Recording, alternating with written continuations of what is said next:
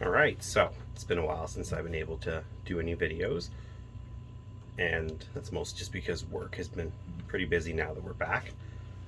And I decided to kick off with something I assume most people are going to view as pretty rare.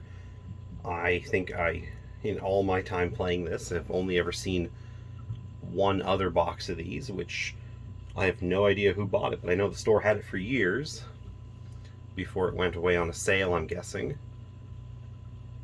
But it is the Warhammer Siege Tower, which was released back in 6th edition with the, I believe, 2nd edition plastic Mighty Fortress. I think there might have been, there was definitely a styrofoam or something one back in the 80s. I think there might have been one more plastic kit before the one most of us remember. So anyways, this thing here, as you can see, is pretty big. It's designed to go up against the upper ramparts of the gatehouse, which I do believe is higher than the standard walls. I don't actually have one of these on hand to put it up against and test. I have a couple of towers, I have a couple of gatehouses, but I need some walls, and I'm being awfully picky about them. I don't want to pay much more than about $30 per piece.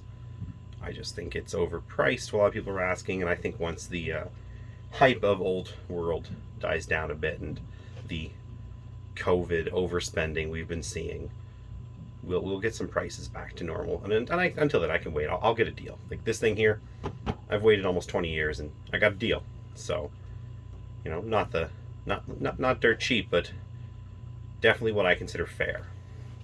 So, box itself, it's not the best shape because it is an old set that has been in somebody's collection, and it's definitely partially disassembled in there. It's never been built, but it's off the sprue. There might be one piece missing. There is a little something there, some sort of peg, which I can't seem to locate in the box. I didn't notice that at the time. The guy didn't notice it. And in all honesty, I'm not even sure what it is. I need to find some instructions on how to build this thing. But I do have a feeling it's some sort of... Well, I have two ideas. One, it's the... it's something to do with the crank for this. I feel like there's string possibly going up. I need to look at it again, figure it out, because there is this, and I cannot figure out where the crank is on there. I don't see it anywhere, so that's why I'm wondering if that's the hole for it. That would make perfect sense. The other option is that it's just a random plastic peg, in which case I'll find a dowel, something that'll replace it. But I do think it's the crank, which is interesting. I have one other siege tower, Simba brand out of Germany. I got a castle of theirs that I bought for like $30 or something at Toys R Us years ago that I wanted to use for Warhammer, and I've never actually played a siege game with it. And what happened is my kids took it, and I gotta find all the parts and put it back together. But now I've got this, and their siege tower is bigger than this, but that's okay. Siege towers, I doubt were ever built the same like they are in, like, say, Warhammer Total War. But, and it's, yeah, it's this thing here, definitely nice to have the official one. Box art's cool. It's just a battle scene of Empire troops defending against Savage Orcs invaders. These are the old metal Savage Orcs by the looks of them. If they're plastic, I'm not aware of that kit, so I'm pretty sure these are the metals from the late 90s or something like that, early 2000s. I think like 98, 99. On the back,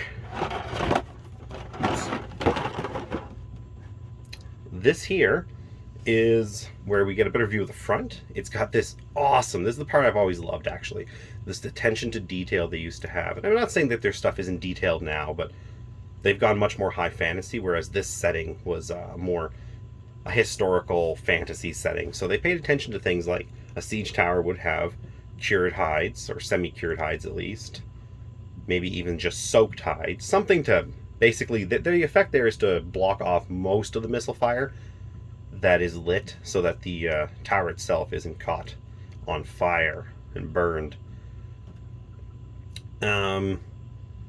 This is showing 30% scale, so, you know, that's a third of the size, roughly that. You get a good view of the inside here.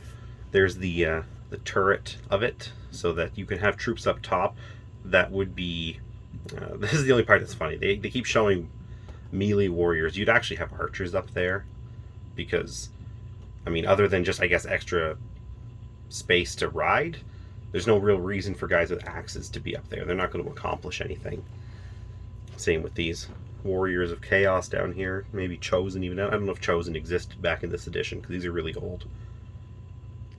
And yeah, no, it's got your suggested colors: the old bleach bone and bubonic brown, bestial brown, snakebite leather, and bolt gun metal. Those are not all the colors, though, I'd imagine, because I think there's some different ones going on there. Maybe I'm wrong.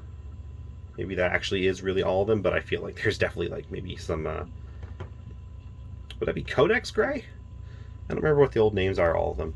I think that's something like Ulthuan, which I think was Codex Gray back then. Yeah, it's not much more to see. I mean, it's got the cool old trees. They're playing on what appears to be the old GW battle mats. I mean, I guess it could be just a flocked board, actually. And there is some, like, terrain back here that suggests this actually might be a built board. I'm going to open it up now, and you're going to see that it is, like I said, mostly clipped. And yeah, this is what I was saying. I'm pretty sure that's what goes there. You guys agree that looks pretty much on spot on for what's there, eh? And on this side, there's a bigger hole, which I'm pretty sure would be this, but I don't. This is the part I don't get. This is where I don't get it, because like, I mean, like, it fits. It just doesn't seem right. Maybe there's more to this. Oh, actually, you know what? I am betting I'm right, because I just noticed a piece. I'll get into the actual details. I just want to show this off, and yeah, that actually. Okay, I'm definitely right. Nothing's missing. Perfect. So, there's your crank. And that is what's going to allow this ye old string. I mean, I assume it's long enough. I mean, there's two pieces of it. I have no idea how well string holds up for 20 years. It's not been in use, so I don't see there being a problem, but I know that if this had been used for 20 years, that would probably be snapping by now. So you get two side panels. This is glued in, but all that's there for. There's one on the other side too. That'll be part of the ramp system. So these are just really simple beam works. You can see on the sides it's got those hides. I think when I first saw this years ago, the reason I didn't buy this, I'm going to be honest, as a kid, was partially because this is one of those things where, you know, it was, you know, $50 or whatever it was to get this. And we did play a fair amount of Siege, one of my buddies and I. But I thought it was metal, and I just was terrified of it, and I have no clue why I thought it was metal. This goes back to, I think, having never seen it in person. But yeah, so you saw the sides. This is the base. There's 6 wheels. They're not glued on. I just tucked them on just to account for them as I was going through it, to make sure I didn't double count or something. So 6 wheels, good size. I'm sure I have just something offside camera here. Give me a moment. It's not the best representation, seeing as he's himself pretty big, but an ogre I'm currently working on. From that ogre army. They're mostly painted. I actually should show them off. I do apologize for kind of disappearing there. But as you can see, ogres would actually look pretty good pushing this thing, I think.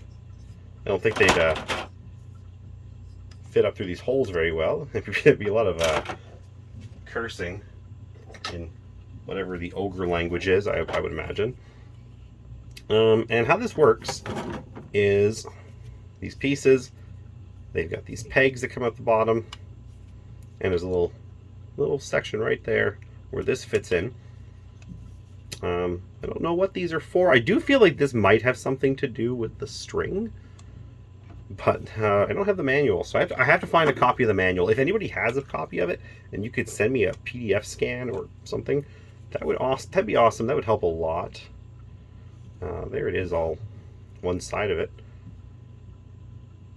So, you know, pretty good height. You still have the turret area that's going to stick up, I don't know, another 1.5 to 2 inches almost, I'd say, based on what I'm seeing here.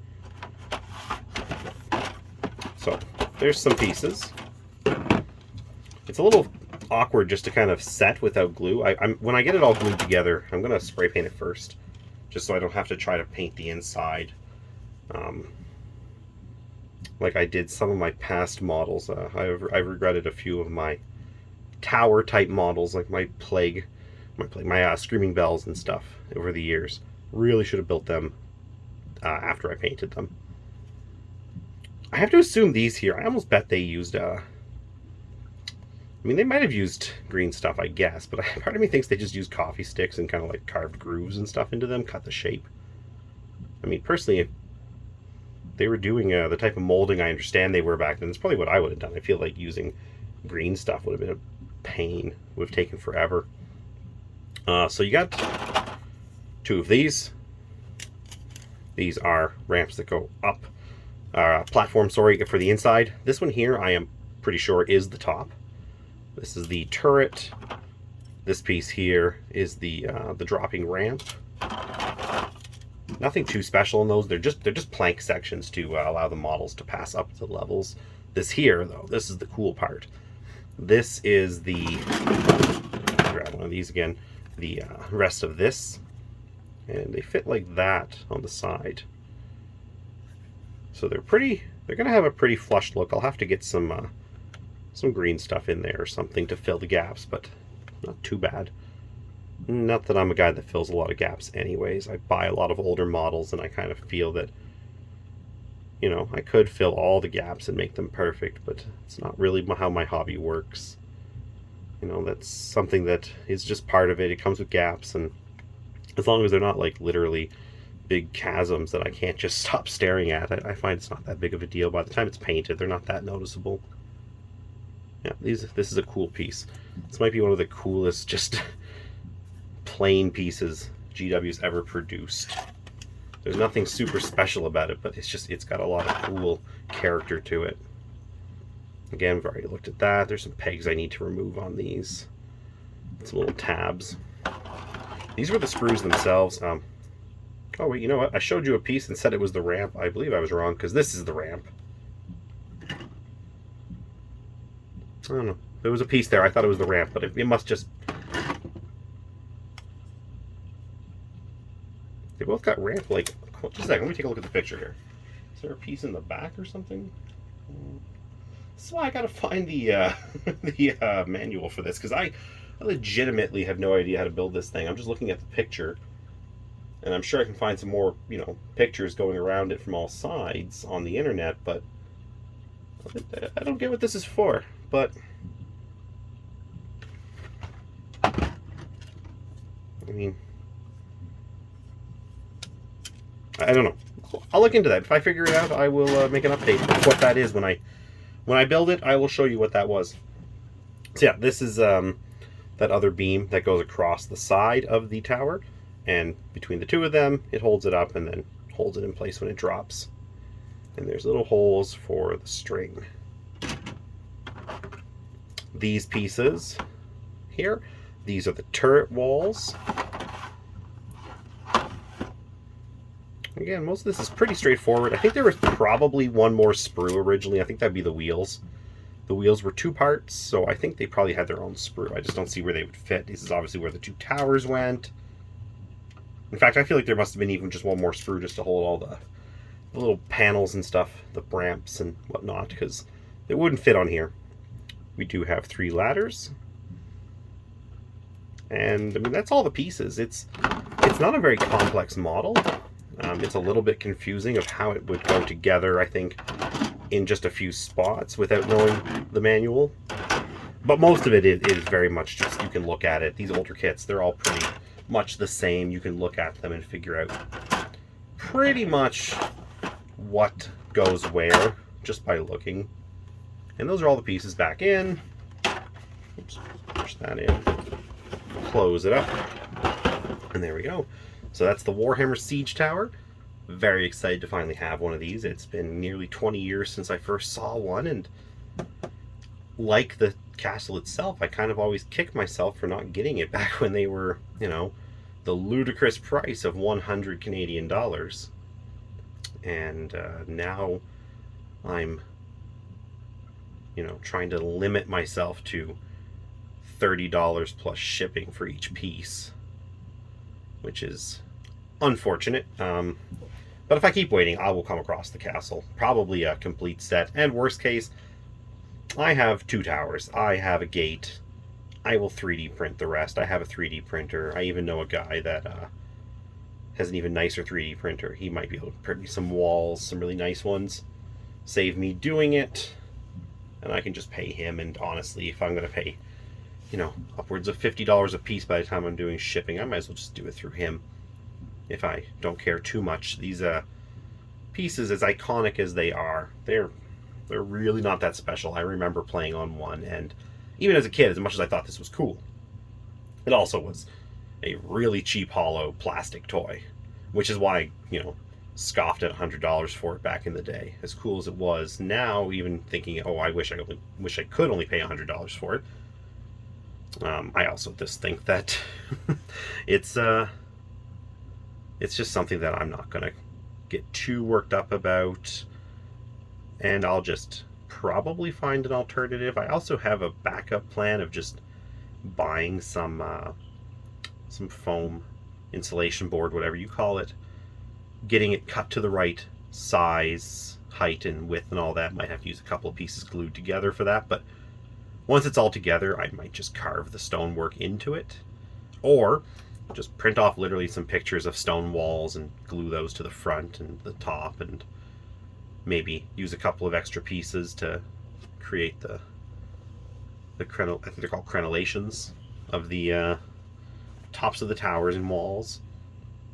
I don't probably need 4 towers. I actually have like 3, 4, 5 other Warhammer towers. One's 3D printed, and I have like 3 of the old Manor House towers, and I have the Deathwatch Knell, some other stuff. I have a lot of Warhammer terrain. Maybe one day I'll show off some of my collection, because it is something it's probably my favorite part, is collecting the terrain now. The models are cool, but without awesome terrain, what's the point? These are the things too. I also want to get some of these, even just one patch of woods of this old stuff. I've tried making the toilet brush tree method, which is essentially all these are. I'm positive. I'm sure GW just bought a bunch of toilet brushes and cut the tops off, molded on the bottoms, and flocked everything, painted it, whatever. But I can't make it look right because I don't have the right flock. So one day I'll get some of those too. They're hard to come by on the internet, and they are way too much money. $40, $50 for a pack of like 5 trees is a bit too crazy for me, for something that I know deep down it's probably just a toilet brush underneath. Yeah, that's all this one is. It's kind of dragging on now. I need to end this one, but I do hope you enjoyed it, and I know I'm going to enjoy putting it together and getting it painted, and I will show it off once it's done. Thank you.